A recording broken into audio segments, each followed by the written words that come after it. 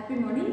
இன்னைக்கு நம்ம என்ன பார்க்க போறோம்னா பேரிடர் மேலாண்மை, டிசாஸ்டர் மேனேஜ்மெண்ட். அதாவது இயற்கையாகவோ அல்லது மனிதர்களாகவோ நடக்கக்கூடிய ஒரு அழிவு, பேரழிவு அப்படின்றது தான் சொல்றாங்க.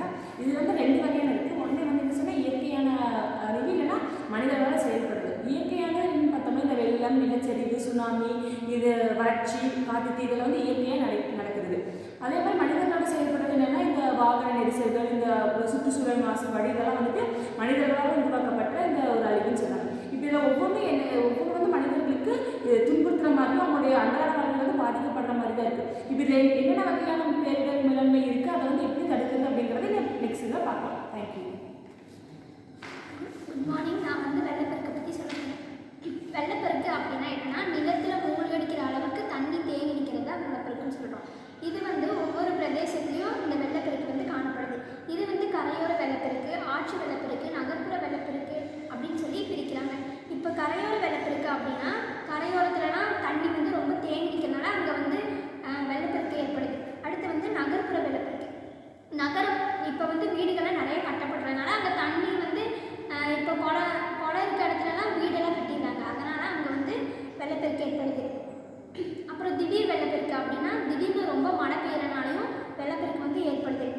இந்த வெள்ளப்பெருக்கு எங்கெல்லாம் அதிகமாக காணப்படுதுன்னா பங்களாதேஷ், ருவாண்டா அப்படிங்கிற ஒரு நாட்டிலலாம் காணப்படுது. அப்புறம் உலகத்தில் வெள்ளப்பெருக்கு நிறைய இடத்துல அதிகமாக ஏற்பட்டிருக்கு. இதில் 1887 மஞ்சள் நதியில் ஏற்பட்ட வெள்ளப்பெருக்க சொல்கிறாங்க. இதில் 900 பேர் இறக்கவும் செஞ்சுருக்காங்க. இதுக்கு நம்ம முன்னெச்சரிக்கையாக அந்த ஒரு ஆலோசனை மூலமாக நம்ம சேஃபான ஒரு இடத்துக்கு செல்லலாம். அடுத்து சுனாமி. சுனாமிங்கிறது அதிகமாக பாதிப்பு ஏற்படுத்தக்கூடியது தான் ஒன்று. இது கடல் ஏற்படக்கூடிய ஒரு அதிர்வுனாலையும் எரிமலை வெடிக்கிறது, பாறைகள் வெடிக்கிறது, இந்த மாதிரி காரணங்களால தான் சுனாமி ஏற்படுது. இதனால் மக்களுடைய வாழ்வாதாரம் பெரிதுமே பாதிக்கப்படுதுன்னு சொன்னால் அவங்க வீடு இல்லாமல் கஷ்டப்படக்கூடிய சூழ்நிலை ஏற்படுது. இது முன்னெச்சரிக்கையாக அரசாங்கத்தினுடைய ஒரு அமைப்பு மூலயமா இவங்களுக்கு முன்னெச்சரிக்கை வழங்கப்படுது. இதனால அவங்க சேஃபான ஒரு இடத்துக்கு உயர் மேல் இடத்துக்கு அவங்களை கொண்டு போய் வைக்கிறதுனால அவங்கள பாதுகாக்க முடியுது. Good morning. நான் இன்னைக்கு நிலச்சரிவை பற்றி பேச போகிறேன். நிலச்சரிவு அப்படிங்கிறது ஒரு இயற்கை பேரழிவு தான். இது மெயினாக எதுனால நடக்குதுன்னா புவி ஈர்ப்பு அதிகமாக பூமியில் ஏற்படும் போது இந்த நிலச்சரிவு ஏற்படுது. மண், பாறைகள் போன்றவைகள்லாம் அதிர்வு ஏற்படும் போது அதெல்லாம் உடஞ்சி போகிறதுனால நிலச்சரிவு ஏற்படுது. எக்ஸாம்பிளாக இப்போ வயநாட்டில் போன வருஷம் நிலச்சரிவு ஏற்படுது. கடல் மலைன்னு சொல்லி ஒரு மலை இடிச்சு விழுந்தங்காட்டி அங்கே இருந்த எக்கச்சக்கமான மக்கள் மண்ணுக்குள்ள அந்த பாறையோட பாதையாக சேர்ந்து போயிட்டாங்க. நிறைய பேரோட உடம்பே கிடைக்கல. அது இப்போ ரீசெண்டாக நிலச்சரிவு ஏற்படுது. இப்போ இன்றைய சூழலில் நிலச்சரிவு தான் அதிகமாக ஏற்பட்டு வருது. கேரளா மட்டும் இல்லை, நிறைய மகாராஷ்டிரா அந்த மாதிரி மாநிலங்களும் இந்த நிலச்சரிவு ஏற்படுது. இது எதனால ஏற்படுதுன்னா இப்போ பாறைகள், இந்த அடுக்கள் போன்ற இடங்கள்லாம் அது பாறை சமவெளியே இருந்த இடத்துல மக்கள் வீடு போய் கட்டி இருக்கிறங்காட்டி இந்த புவி ஈர்ப்பு அங்கே அதிகமாக